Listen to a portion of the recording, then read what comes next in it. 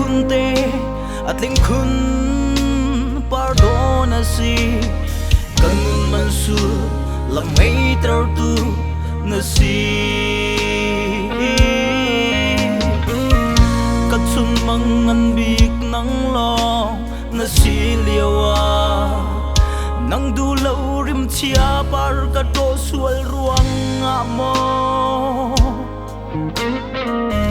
lam chan chewa dot na darbang quay riang ma kadot o bising siding in kay bia na ka tiam i tiam bia kan phan lai ya chile darbang in kan tian riang mang afahi kadot kangai tiam kan tiam ni le tha anai jang hi kadot kangai tiam kan ti kau du nu lei kan chan tal khi khil than ok tra se lo hi kan tiam chun mang ha hi rok lo in ne kan tar nu kan sam par ni kan tlak tiang khi nang sina dot nak chan kangan sual mi vialte atharin atling kun moi kun dot nak khum te ne nang long sun sak im lung di riam ten kan dot jang kau ha mu nun ne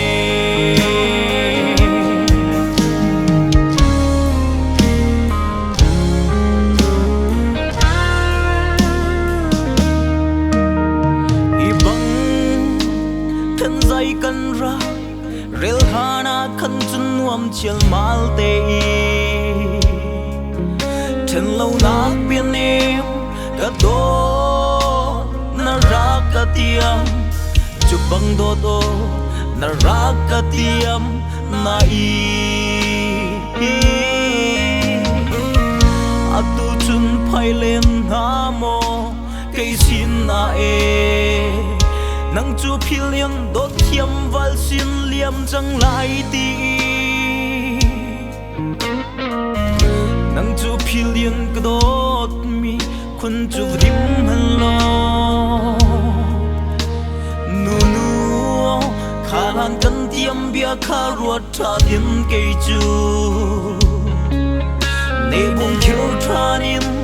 mi sir thi ten kan rak ven peng ri lai mu kadot kangai thiam kan tiam ni le tha anai jang hi kadot kangai thiam kan ti kau trung nu lei kan chan tal khi khil than ok tha se lo kan tiam chun mang ha hi rok lo yin ne kan tar nu kan sam par ni kan tlak tiang khi nang sina dot nak chan kangan sual mi vialte athar im atling kun moi kun dot nak khum te ne nang long sun sak im lung di riam ten kan dot sang kau ha mu nun ne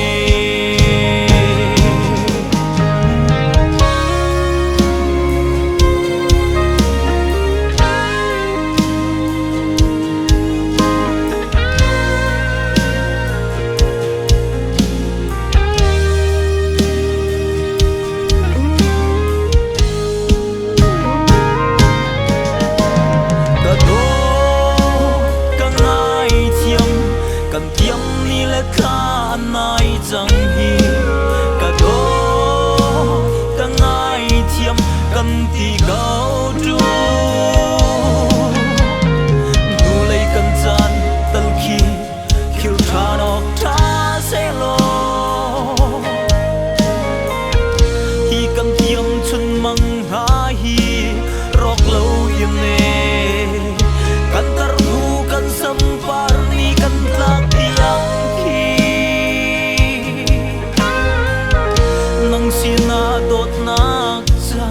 an sual mi vial te